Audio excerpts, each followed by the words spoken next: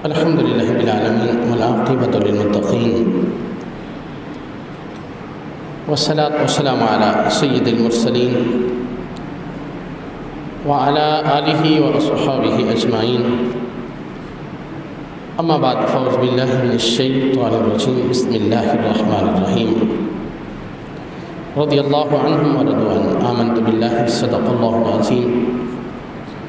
وصدق رسوله النبي الكريم الأمين إن الله وملائكته يصلون على النبي يا أيها الذين آمنوا صلوا عليه وسلموا تسليما الصلاة والسلام عليك يا سيدي يا رسول الله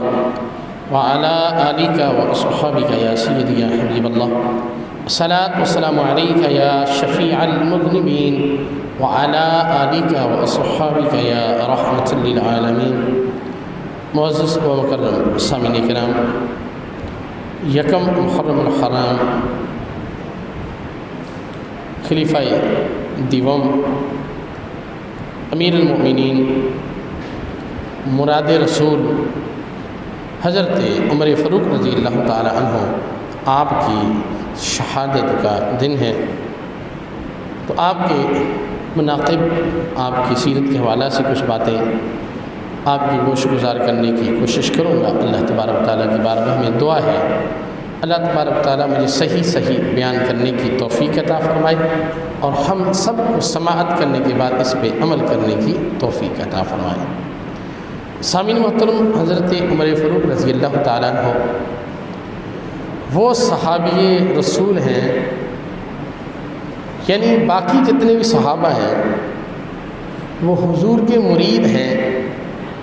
اور حضرت عمر فاروق رضی اللہ تعالیٰ عنہ حضور کی مراد ہے، یعنی حضور نے خود مانگ کر لیا ہے عمر فاروق رضی اللہ تعالیٰ عنہ۔ باقی تو آئے ہیں نا، آ کر کلمہ پڑھا ہے، مسلمان ہوئے ہیں، لیکن حضرت عمر فاروق رضی اللہ تعالیٰ عنہ وہ عظیم شخصیت ہیں کہ جو حضور علیہ السلام نے اللہ کی بارگاہ میں دعا کر کے مانگا ہے۔ میرے علیہ السلام کی حدیث مبارکہ ہے، حضور علیہ السلام نے اللہ تبارک تعالیٰ کی بارگاہ میں دعا فرمائی، یا رب العالمین یا حکم الحاکمین، اے مالک و مولا، عمر بن خطاب اور عمر بن حشام ان دونوں میں سے کسی ایک کے ذریعے سے اسلام کو عزت عطا فرمائی۔ آپ نے دعا کی